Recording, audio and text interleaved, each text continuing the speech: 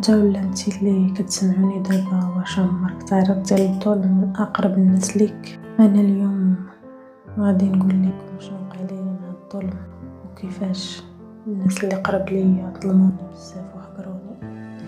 انا مريم عندي 34 عام، ما خدامه، انا مزوجه، وانتم عارفين المجتمع ديالنا البنت ملي كتوصل 30 عام كيعتبروها بايره عمرها ما غادي تتزوج، كيعتبروها انها شرفات.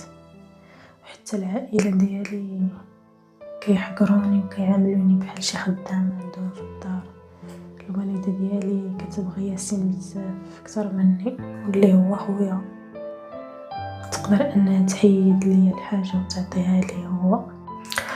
انا كنت كنشوف هذا الشيء وساكته، كنمشي لشي قنت بوحدي وكنبكي، حيت ما عندي ما ندير، ما عندي حتى شي حل، وما عندي ما نشكي هذا الشيء هذا. خويا هو اللي خدام علينا من نهار توفى الوالد. واحد النهار خويا قرر انه يتزوج، وهذا النهار هذا هو النهار قرر يتزوج كلشي تبدل في حياتي اكثر، تعقدات الامور.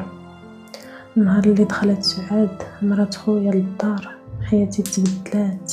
ملي قرر خويا انه يتزوج كنت فرحانه، وقلت غادي يجيب شي بنت اللي غادي تكون بحالي وغادي تحس بيا، حيت هي بنت بحالي بحالها. ولكن للاسف كنت غلطه. سعاد عندها جوج وجوه، كتبان حنينه وظريفه قدام خويا والوالده، ولكن معايا كتبين لي وجه اخر.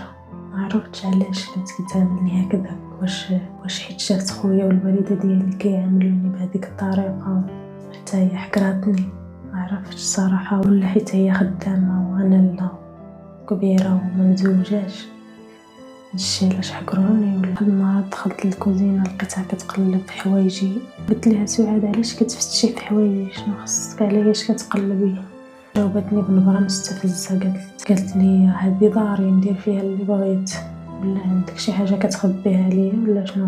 قبل ما نجاوبها دخلت الوالده، وسعاد بدات كتمثل وقالت الوالده شوفي بنتك كتهمني باللي سرقت ليها. الام ديالي غضبات، قالت لي يا مريم عيب عليك، هادشي اللي كديري حشومه عليك، سعاد راه بحال اختك. انا بقيت ساكته والدموع في عيني، وما عرفت ما نقول، حيت عارفه الحقيقه، ولكن حتى واحد ما غادي يتيقني. سكت وكملتها في قلبي. سعاد ولات كدير فيا بزاف ديال المصايب وكتسبيهم فيا، كتضيع الحوايج وكتقول لي انا اللي خديتهم، كتسرق الحوايج وكتقول لي باللي انا اللي خديتهم. واحد النهار جا خويا ياسين من الخدمه ولقى مراتو عيانه وحزينه، قال لها ياسين مالك سعاد، شكون اللي غضبك؟ سعاد بقات كتبكي كتقول انا عييت، مريم ما كتبغينيش وكتأذيني بالكلام ديالها، ما عرفتش شنو درت ليها، حشومه عليها. ياسين تيقه وجا لعندي غضبان، قال لي يا مريم شنو هادشي كديري، حشومه عليه، واش هذه التربيه اللي ربيناك؟ وقلت ليه بحرقه انا خويا انا راني مظلوم، والله ما درت حتى شي حاجه، الدموع ديالي كينزلوا على خدي، ولكن حتى واحد ما سمعني وتيقني، حيت هما كيشوفوا داكشي اللي بغاو وكيتيقوا اللي بغاو. فواحد النهار سرقوا شي فلوس من الدار، سعاد بقات كتغوت، فلوسي ضاعوا، فلوسي شكون اللي سرق فلوسي؟ انا متاكده بلي غادي تكون مريم هي اللي خداتهم، حيت ما كاين اللي يعطيها الفلوس وجات خدات ليا فلوسي. الوالده بقات كتشوف فيا وجات لعندي، شدت ليا في يدي، قالت لي واش وصلتي لهاد الدرجه انك كتسرقي فلوس عباد الله؟ بقات كتغوت عليا وما خلات فيا غير اللي نسات. جا ياسين وقال لي جمعي حوايجك، ما بقيتش بغيت نشوفك في هاد الدار. انا مصدومه، قلت ليه كيفاش اخويا، علاش غادي نمشي، فين غادي نمشي، ما عندي فين غادي نمشي، ودموعي يسبوني كيف العاده. قلت لهم حشومه عليكم كتخرجوني من داري على قبل وحده اللي جات غير البارح، كتهموني بلا حتى شي دليل. جا ياسين ودفعني قال لي خرجي علينا.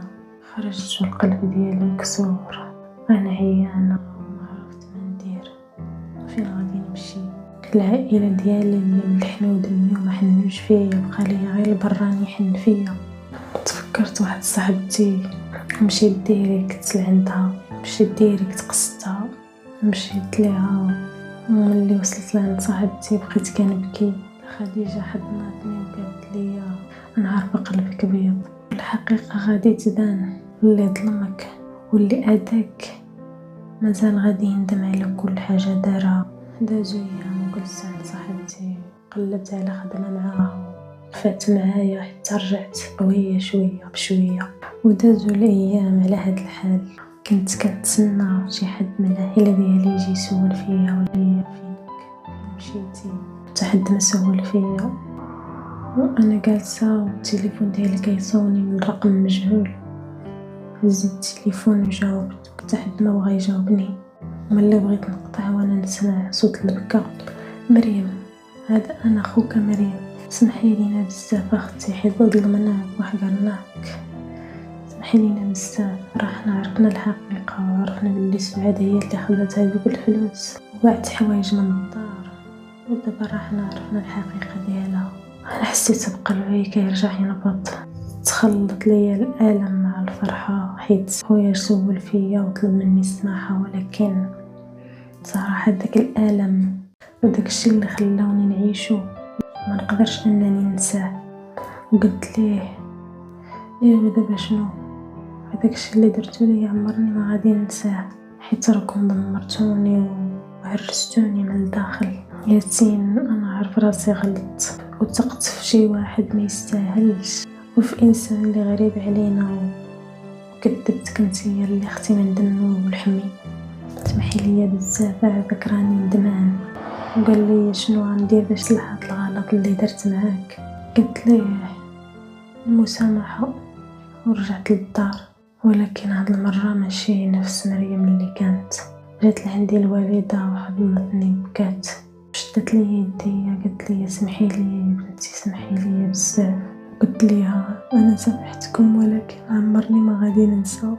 وهنايا بغيت نقول لكم بانه الظلم كيضيع والحق كيبان، ودموعي ما ضاعتش والدعاء ديالي ما ضاعش هكاك، حيت ربي ما كيبغيش العبد ديالو يتظلم.